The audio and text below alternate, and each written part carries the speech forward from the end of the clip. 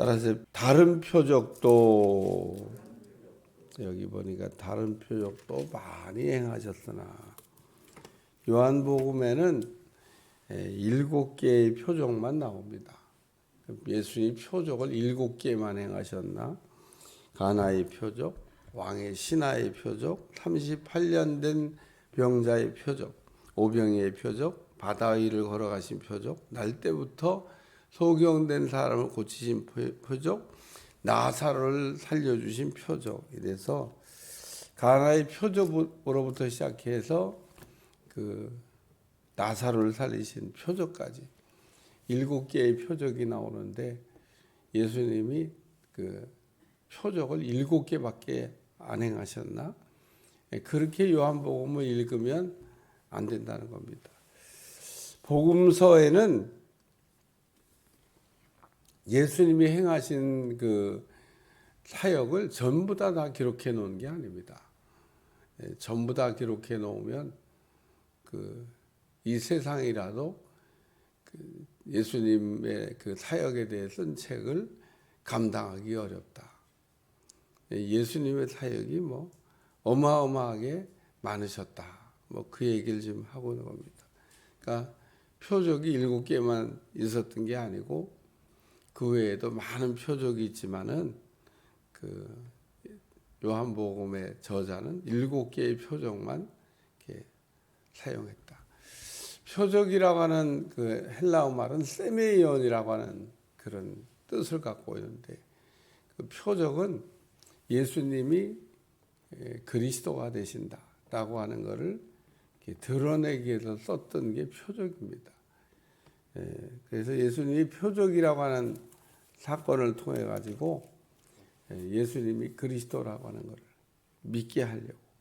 여기도 보니까 오직 이것을 기록하면 너희로 예수께서 하나님의 아들 그리스도이심을 믿게 하려 함이라. 예수님이 그리스도로 구원자로 오셨다는 겁니다. 그래서 성경에 이게 혼용되고 있는 메시아, 그리스도, 구원자 다 같은 뜻입니다. 그러니까 우리가 그 말 가운데 이해하기 쉬운 거는 구원자라는 말이 제일 느낌이 빨리 와요. 구원자, 그리스도란 말도 또 메시아란 말도 이게 헬라어 히브리어이기 때문에 우리에게 느낌이 안 옵니다만은 우리 그냥 그거를 우리 한국말로 번역한 구원자가 되신다. 예수님은 그 어떤 분이시냐?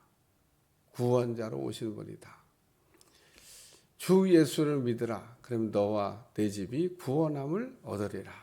그래서 예수님은 우리를 구원하기 위해서 오셨고 또 그 구원하시려고 하는 사역을 다 이루셨다. 우리가 이것을 이렇게 믿으면 되는데 잘 믿다가도 예수님이 다 구원하셨을까? 그리고 이제 쓸데없는 상상을 하게 되면 곁길로 가게 되는 겁니다. 예수님께서 그리스도가 되신다고 하는 거에는 뭐 더 이상의 다른 이야기를 갖다 붙일 게 없습니다.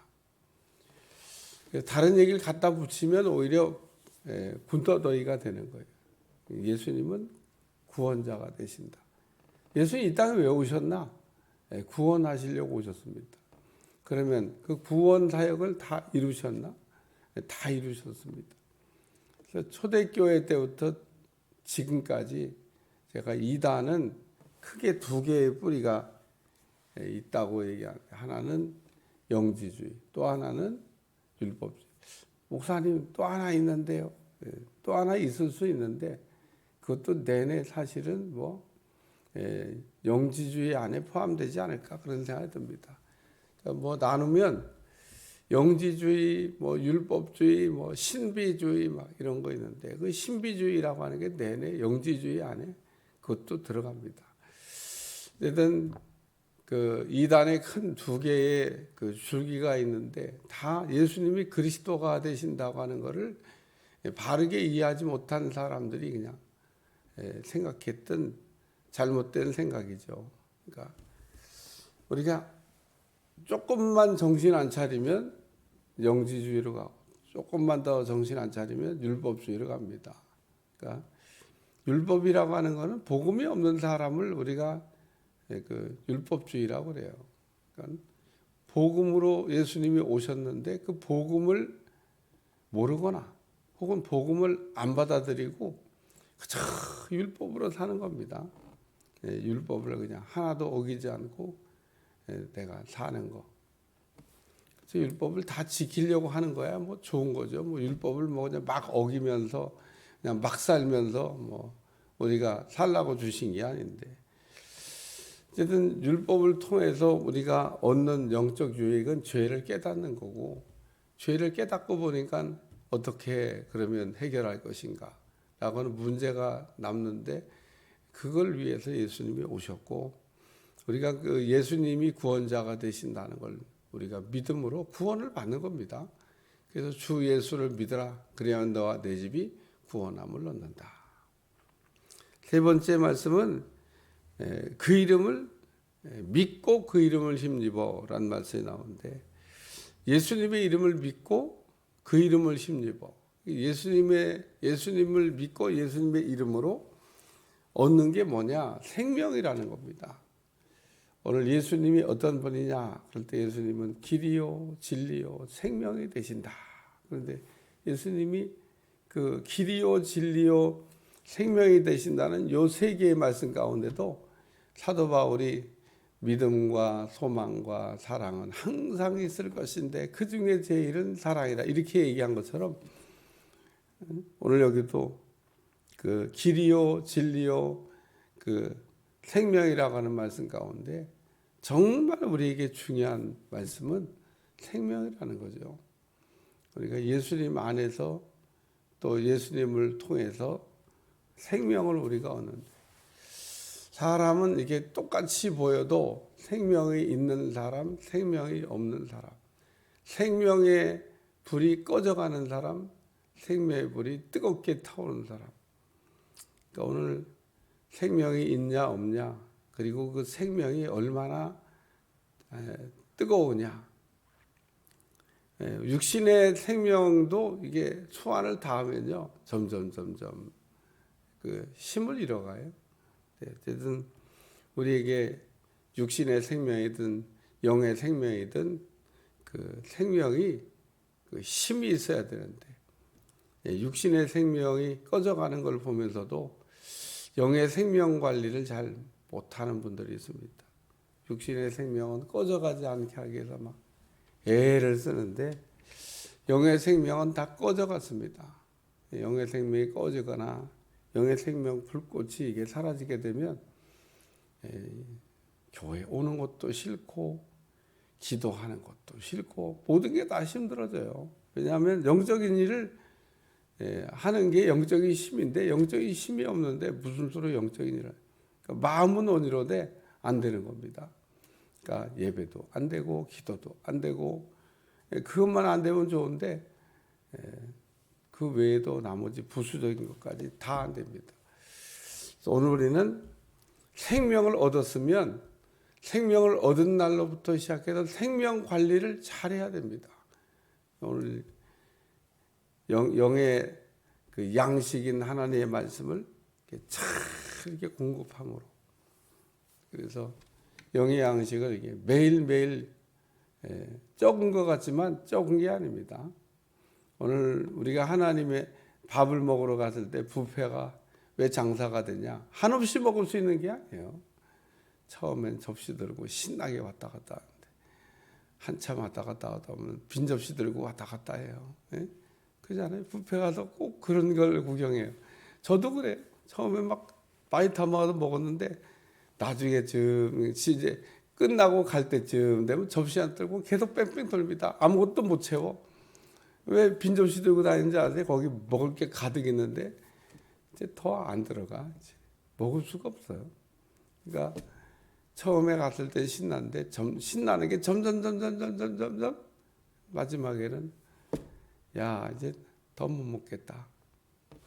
그러니까 거기까지 계산해서 값을 받는 겁니다. 그러니까 많이 먹는 데 있는 게 아니에요. 어쨌든 여기 생명의 불꽃을 우리가 관리를 하셔야 됩니다. 영의 말씀을 먹고 영의 기도를 하고, 그래서 이 두 가지를 잘 하게 되면, 그리고 거기다가 성령의 역사 가운데 그 일을 잘하면 생명이 이제 힘을 얻는 거죠. 그리고 영적인 일이 쉬워집니다. 교회 오는 것도 쉽고, 또 뭐 봉사하는 것도 쉽고, 헌신하는 것도 쉽고, 뭐 뭐든지 다 영적인 일에 관련된 거는 다 쉽습니다. 가끔 어떤 분들 전도하라고 그러면 아유 전도가 어려워. 전도가 왜 어려워요? 그냥 가서 예수님이 참 좋습니다. 그 한마디만 하면 되는데. 예? 그래서 예수님 좋다는 얘기만 시커하면 돼요. 그러면 사람이 호기심이 생기잖아요. 관심이. 예수님이 좋다고 얘기하니까.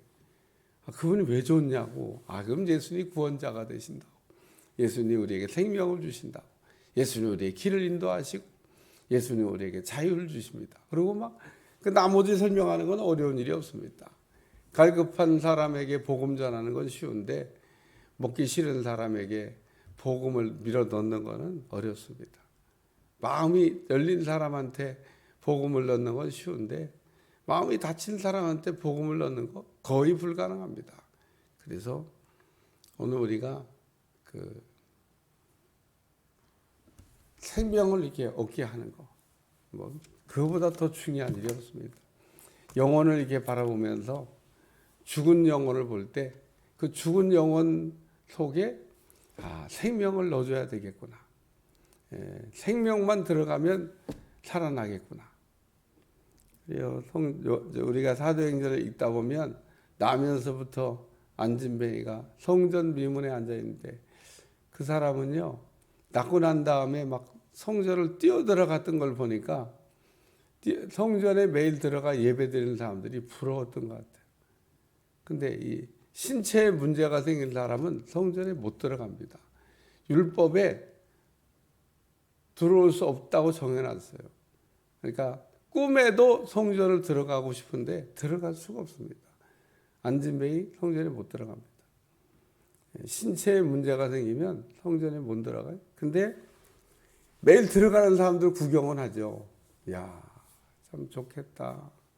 하나님을 저렇게 들어가서 예배할 수 있으니 너무 좋겠다. 여러분은 성전에 이렇게 자유롭게 나오셔서 마음껏 기도하고 마음껏 예배 드릴 수 있으니까 뭐 당연한 거라고 생각하지만, 이 일이 잘 안 되는 나라가 있습니다. 교회도 없고, 또 교회라고 이게 지하교회에 숨어서 몰래 예배 드리면 참 걸리면 죽는 건데, 참 우리가 그런 상황이 아닌 거가 너무 감사합니다. 어쨌든 예수님을 믿음으로 생명을 얻게 하려 함이라. 생명 관리를 잘 하시고 생명 주신 그 예수님에게 감사하는 여러분들이 되시기를 축원합니다. 기도하겠습니다. 오늘도 표적에 관한 말씀, 우리 예수님께서는 다른 표적도 많이 행하셨다고 하는, 그리고 그 표적을 낱낱이 기록하면 이 세상도 부족할 것이라고 하는 말씀을 들려주셨는데, 오늘도 예수님께서 그 많은 표적들을 통해서 예수님이 구원자이신과 또 생명을 주러 오신 분임을 알게 하신 것을 감사드리고, 날마다 예수님 안에서 생명을 얻도록 축복해 주옵소서. 또 그 생명 관리 잘하게 하여 주옵소서. 예수님의 이름으로 기도합나이다. 아멘.